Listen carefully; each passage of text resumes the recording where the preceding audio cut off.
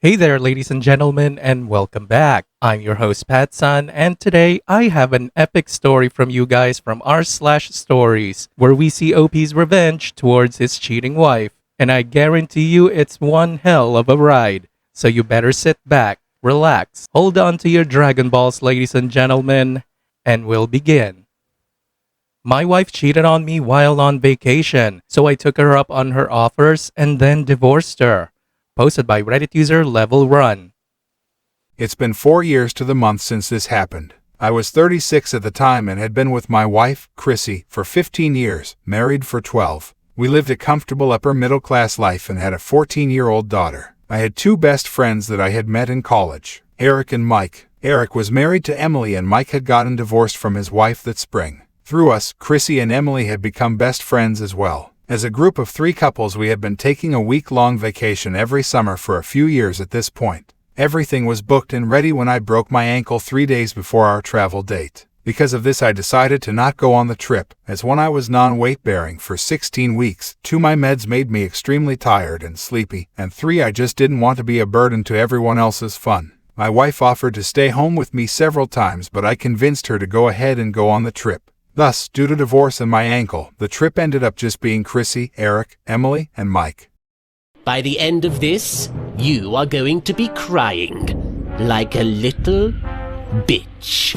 D-Day happened on December 7, 2019. Chrissy and Emily had planned a girls' shopping weekend a couple hours away, with a hotel on Saturday night. They got caught because of the Snapchat map thing. That night, after sending my wife a snap of the dog, I flipped to the map only to notice that Mike was in the exact same location as her. There was no reason for Mike to be in that city at all. My mind immediately went to the worst and I began to furiously blow up my wife's phone with calls and texts, but was completely ignored. Knowing Emily should be there as well, I called Eric to see where she was. I told him what I had seen and that I was about to make the drive to confront them, and asked if Emily had made the trip. In the saddest voice he said yes, Chrissy picked her up that morning, and he knew that Mike would be there. For a moment I felt relief. It sounded like Mike and Emily were having an affair and my wife was just a cover. But then he said, they're having a threesome. I went totally numb, but he continued to talk and said, I'm sorry, it's not the first time she's been with Mike either, and I've been with her too. My numbness ceased and was replaced by rage. I cussed out and threatened Eric before finally hanging up.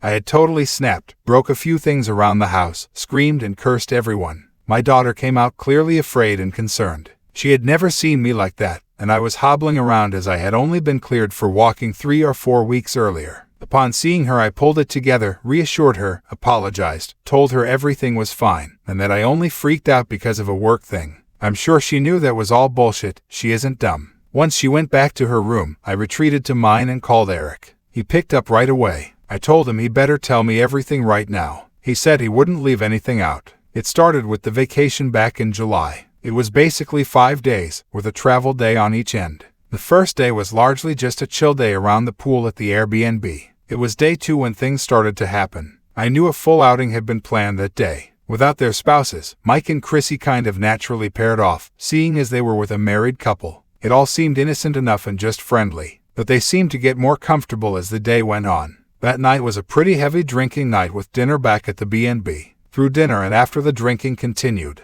Emily noticed how much flirtier and closer Chrissy and Mike were getting. After a while, Eric and Emily went to their room and left Mike and Chrissy alone. After about an hour, Emily decided to quietly venture out to see what became of them. She went by Chrissy's room only to find she wasn't there. She then crept up to Mike's room to hear the clear, distinct sounds of sex between 2 drunk people trying to keep it down. Emily came back to the room and told Eric what was going on. I interrupted him at this point and said, how could she just let this happen? You said she noticed them getting like this during dinner. Why didn't she pull Chrissy aside and intervene? This is where the story went from bad to just totally fucked. Apparently, Eric and Emily had been having marital strife themselves for some time, which included a lot of bedroom issues. She had been asking for an open for roughly 6 months at this point. He had finally caved but asked if they could try swinging first. It was their plan to ask Chrissy and I to swing with them on the trip, but when I broke my ankle and didn't go, they figured it was a moot point. So when Chrissy and Mike had their drunken indiscretion, Emily figured maybe the swinging could be back on.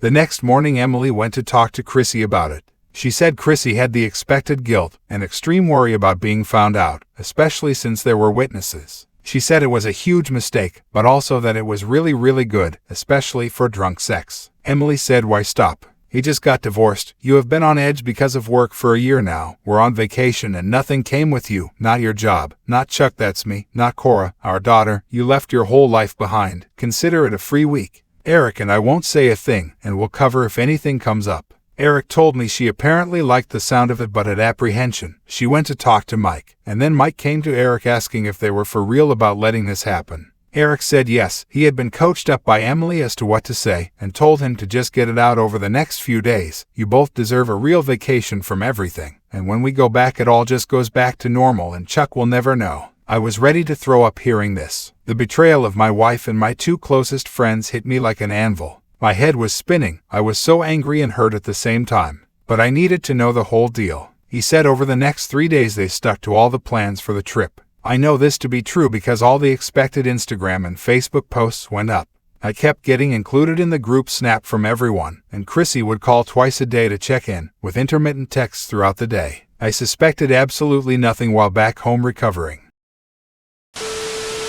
Now for OP's first update. He said those last 3 days Mike and Chrissy basically acted like a newly dating couple. They made sure on outings that any pics, posts, snaps were innocent. But they held nothing back in terms of holding hands or kissing while out, and whenever they got back to the B&B it was almost always immediately to Mike's bed. They were not quiet about it. It was very evident what they were doing and for how long. He said on the 4th night they didn't even close the door. On the 5th day Emily enacted her plan. Eric doesn't know what was said but she got her to agree to the swap. Mike did say something to Eric, and Eric just said yeah, it's what he wanted. It wasn't. But he had totally caved to Emily's pressure by this point. That night he was with Chrissy. He said they did have sex among other things, and he tried to get into it but was preoccupied knowing Emily was with Mike down the hall. He said Chrissy put on a good show, but he knows she wasn't really satisfied. He said the part that really stung his ego was she went back to her room, while Emily spent the whole night with Mike. In the morning he overheard Chrissy say, "You owe me one," to Emily right when she got up.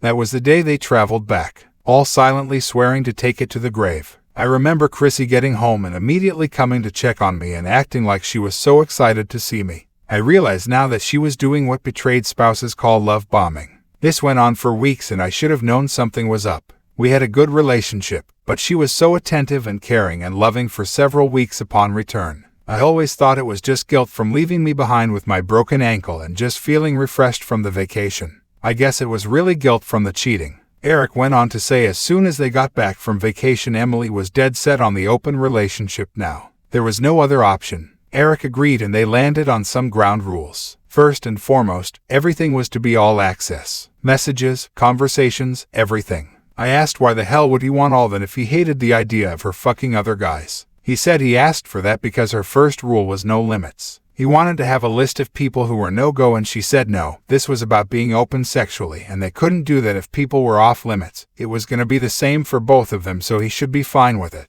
If he wanted to try and fuck her sister he could, and she didn't want coworkers, exes, anyone off her list either. He agreed on the stipulation he knows everything and has access to everything. He said he did this to collect evidence for his eventual divorce. She resisted at first, but when he said he'd expose what happened on vacation, she caved. At this point he asked if I wanted all the messages he had. The vast majority of stuff was his wife with other men, coworkers, randoms. She had been busy, but there were plenty of messages between Chrissy and Emily. I picked up that Emily and Mike had started a regular affair about 4 months earlier. About 1 month ago the conversation of the threesome started. That whole time after the vacation Chrissy had been really good to me and seemed much happier than before. In the beginning of the convo, she stuck to the idea that what happened on vacation was it. It was vacation from reality, and now it was over and life would just go on like normal. About 2 weeks in, she started to show some interest in Emily's encouragement. This is when Mike entered the conversation too. Chrissy agrees at this point and the plan comes to be. In addition, Eric had a photo of Chrissy and Mike kissing, and a recording of him having sex with her. The son of a bitch had sneakily recorded it. Not the best quality vid, but he did manage to get a clear shot of her face and tattoo. I thanked him for the evidence, then told him he was piece of shit, and after we had our divorces, he better never fucking contact me again.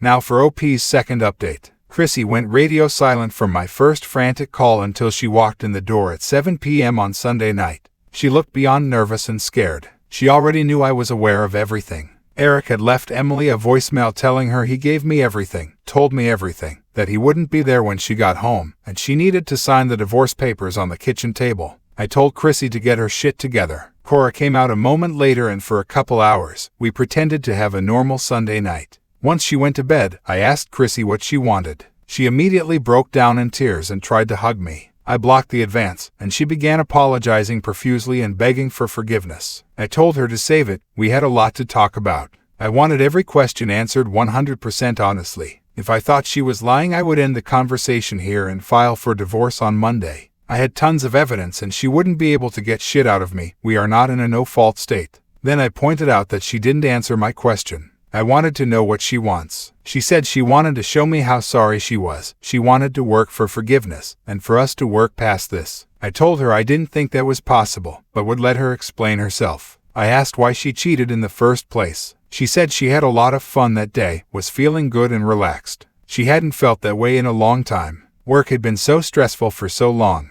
She let the moment, the drinks, take over and just went with it. She tried telling me how terrible she felt after, but I cut her off. I wanted to know why she kept doing it. It was a totally honest answer. She wanted to and could. Yes, Emily did get in her head a bit, but also she justified it to herself by saying she had already cheated once. What was the difference at this point? The next part was hard to hear as she described what kind of things they did, as it was a total when in Rome thing. Some of it she hadn't done to me in years. I asked if she was unhappy in our relationship, and she said no. She said we have a good marriage, she just wanted to feel wild, feel excited. We had gotten somewhat monotonous, and this experience was exhilarating.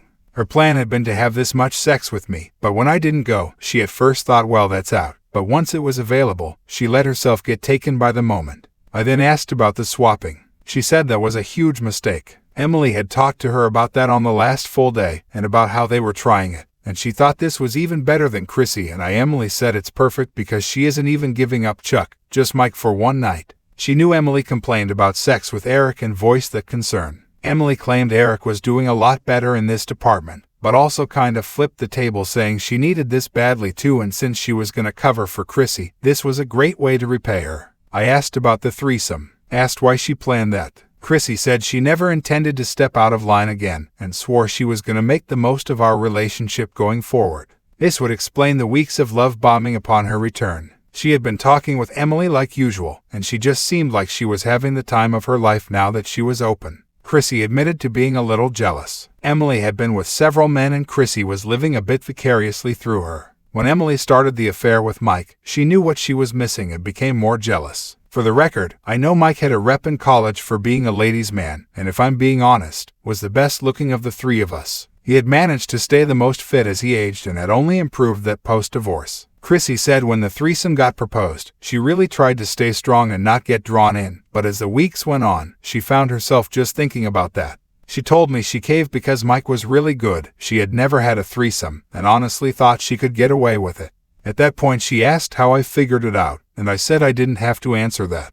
I asked why she didn't come right home once she knew I was onto her. She said because we were just going to do this. I knew this was coming. Is there really a difference between me staying and continuing the sex I planned and running home right away? The end results are the same. I asked her if there was anything else and she said no. She just wanted a chance to earn trust, forgiveness, and to reconcile. I said no, I don't want this anymore. I am hurt, betrayed, and can't stand to look at her. I was going to file for divorce the very next day. Now for OP's third update. When I woke up, Chrissy was still home. She usually was on her way to the office but had taken the day off, anticipating I had done the same thing. Once Cora was off to school, she began her love bombing. I told her I didn't care, I'd already seen all this before. She said she had one more proposal for me. All access to her, all of her stuff, all the time, marriage counseling. She would go to individual counseling, cut off Emily permanently, and she would be an open book at all times for any questions. I said those are just things you do when you are trying to reconcile. I don't want to be a warden at home, and I don't want to reconcile. She begged and pleaded, and asked that I just wait a week, just a week, and if next Monday I still felt the same she would sign no matter what, no contest. I ended up agreeing to the 1-week trial. She continued to love bomb and consistently tried initiating sex. I rejected these usual efforts, and on Thursday told her I was not moved in any way and still planned to file on Monday. Friday after work, I could tell she had something in mind. I really didn't care. I was literally counting the hours until I could be rid of her at this point. The love bombing was not working, and I was actually getting annoyed with her overzealous efforts. She said she thought we couldn't go on because of the imbalance that her infidelity had caused. I wasn't sure at first if she was implying what I thought she was implying, but she was. Chrissy said we should have a threesome. I said you did more than that. She said okay, and you can have a week off marriage. I pointed out that was worthless. She's a woman. If she wanted, she could go out right now and find a guy to fuck that very moment. I'm a guy, and unless you're a rich guy or a famous guy, you're not picking up women that easily. There's no point in me sitting in bars for a week or on dating apps not getting matches. She said okay, you can have 10 hall passes that never expire instead. That can be the same woman or 10 different. I replied, you think that's not going to impact our sex life? You're going to be okay with that? Because I doubt it. She said she won't let it suffer. She will make a huge effort to be available for my needs, and we can do any of the things I've ever wanted. I told her I needed to think about it.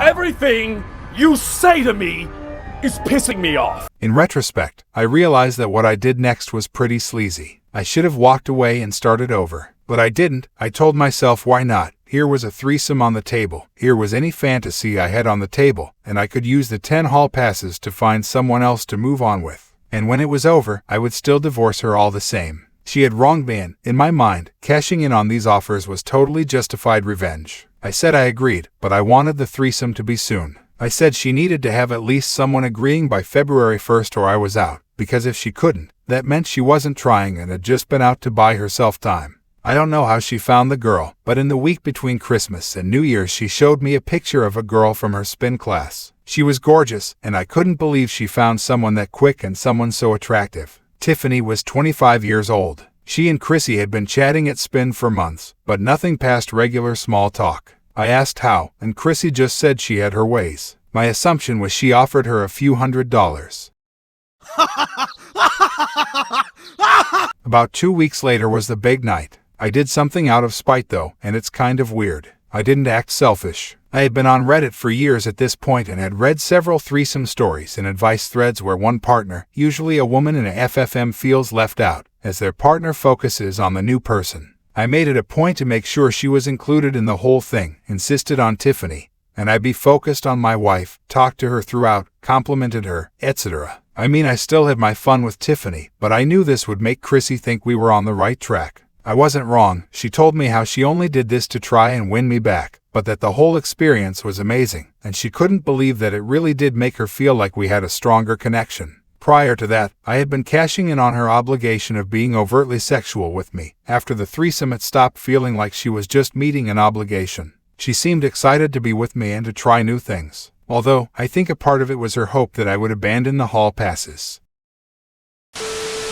And now, for OP's final update. Mid-February, I took the first plunge into using the hall passes. There was a 27-year-old restaurant manager, Sabrina, close by my work. I had frequented it often and always thought she was a little flirty with me. I asked her out and lied. I told her I was 2 months into my divorce proceedings. I said we were still living in the same house but that I had moved into the basement. Another lie. Sabrina seemed hesitant but agreed to the date. Later on, I asked her what made her agree knowing my situation, and she said she noticed the first time I came in without my wedding ring. I took it off on D-Day, and since by the time I asked her, my tan line was fading away, it meant I wasn't just taking it off to meet women, but not wearing it at all. It wasn't too far after that the COVID shutdown began to hit. At that point I felt stuck, but I used it as an excuse to not start marriage counseling. Chrissy had been insistent on this, but I always said I wouldn't until after the threesome. Then I said I wouldn't until after I went on a date, and soon as that happened, shutdown started. By April I had seen Sabrina 7 times. We went on 2 actual dates that really tore Chrissy up before the shutdowns. Once those started, I just began going over to Sabrina's apartment as she lived alone.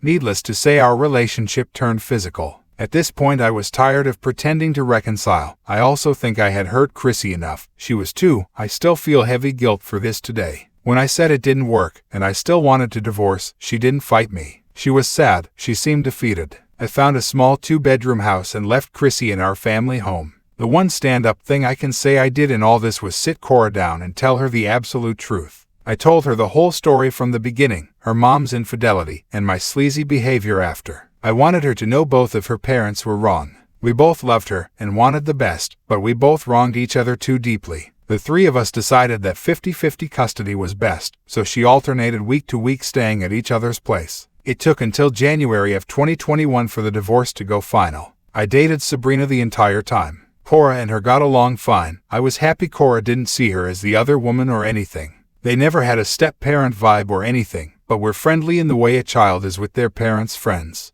My relationship with Sabrina lasted until January of this year. It ended because I don't want to marry again or have more children. Chrissy had done some sporadic dating over the last couple years. One guy she was with for about 11 months. Then things got weird. We have co-parented pretty effectively through all this. The one thing we both wanted was to be there for our daughter. We've been amicable through all of her events and for her sake. Then her high school graduation happened this past May. We ended up sitting by each other. What should have been awkward just wasn't. We started joking around, talking, got a little flirty. It was refreshing.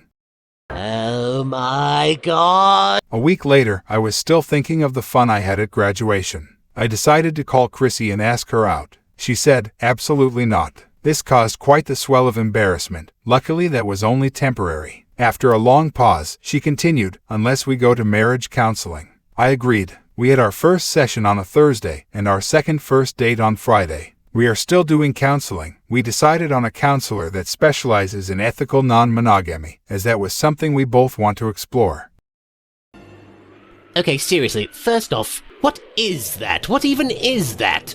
I'll tell you what it is. It's just some stupid legend passed by your filthy monkey ancestors around a campfire like it was their own dung. It's been 6 months. We've started to talk about me moving back into our original family home. Cora can't believe we are getting back together and says it's weird. She told me when she got back from her first semester at college last week that she wasn't sure if she was happy or concerned, but knows for sure she doesn't want any details of any kind in regards to our exploits. Eric divorced Emily and ran for the hills. He put in a work transfer and now lives 4 states away. Mike and Emily tried to make a real relationship work for a while after her divorce. Chrissy got back in contact with Emily after hours and learned that pretty much sex was the only thing they had in common, and it fizzled out pretty quick. Emily remarried a guy that used to work with Eric and moved with him when he was promoted to a regional manager spot. He is now Eric's direct boss and keeps blocking his transfers. I find this the most hilarious irony I have ever heard. Motherfucker Mike, as I refer to him, is still around and still single. I wish him only the worst.